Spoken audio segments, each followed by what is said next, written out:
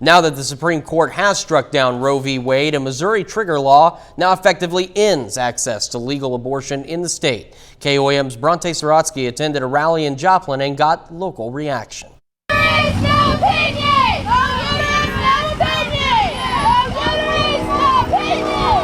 We all knew it was coming. You know, they had with the leak that came out a few months ago, like they had told us that this is essentially what it was going to be. So we all knew it was going to happen any day. After the Supreme Court ruled to overturn Roe v. Wade, Missouri's trigger law went into place, essentially banning most abortions in the state. As a young woman, I think it's a really scary day in America and in Missouri. In reaction, Julie Joplin Media held a rally Friday evening in opposition of the decision. And it is not the government's place to get involved in medical decisions about a person's body. And that is, I think we could all agree. I can't think of one law that regulates a man's body.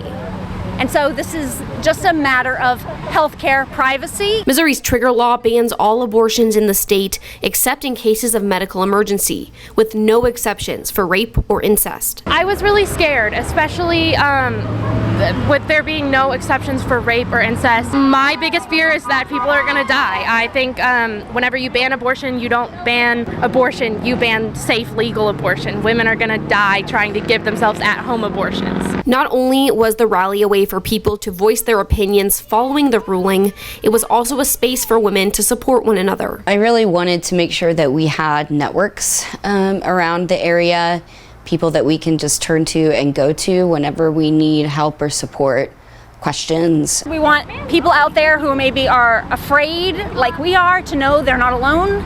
There's a support system here.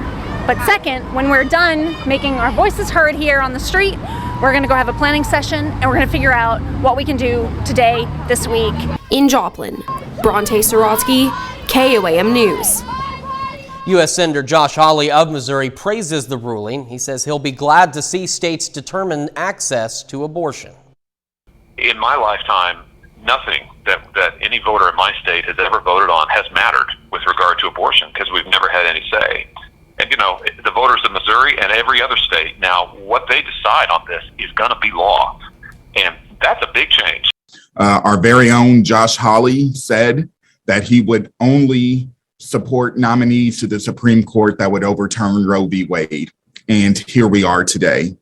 The stripping away of fundamental rights of millions of Americans. Governors in each of our states have released statements on the ruling. Missouri Governor Parson, a Republican, says in part, quote, "Today our efforts have produced what generations of Missourians have worked and prayed for. Today we have won our fight to protect innocent life."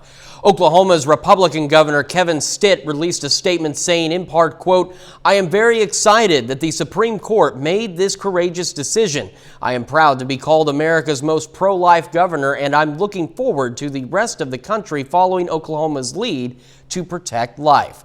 Arkansas Republican Governor Asa Hutchinson says on Twitter, quote, "For decades I have said Roe v. Wade was wrongly decided. Arkansas is a pro-life state and we are able now to protect life." Kansas Governor Laura Kelly, the only Democrat among the four governors, says on Twitter, "A woman's reproductive health care decision should be between her and her physician. I'll continue to oppose all regressive legislation that interferes with individual freedoms or threatens the strides we've made in recent years, making Kansas a constructive place to do